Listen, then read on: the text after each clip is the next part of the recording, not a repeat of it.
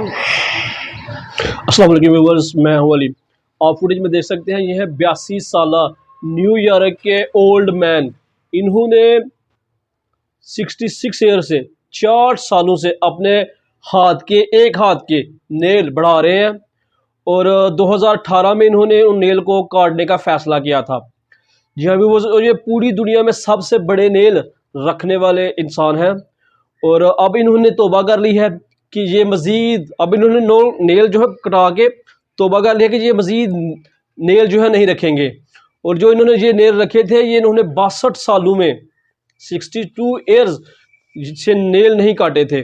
और आप देख सकते हैं कि इनके नेल कितने बड़े हो चुके हैं और ये एक हाथ से ही अपना जो है ना दांत साफ करते हैं, खाना खाते हैं। और जब इनके कपड़े चेंज करने होते हैं तो इनको भी और इनके घर वालों को भी मुसीबत पड़ जाती थी कि वो कपड़े उतारते हुए बहुत तंग होते थे, लेकिन फिर भी इन्होंने 62 ईयर्स तक नेल बढ़ा के रखे थे। इनके नेल्स की तो जो लंबाई थी वो थी 358 इंच, 358 इंच यानी कि 30 फुट जिसे हम पंजाबी में कहते हैं, वो इनकी लंबाई थी नेल की।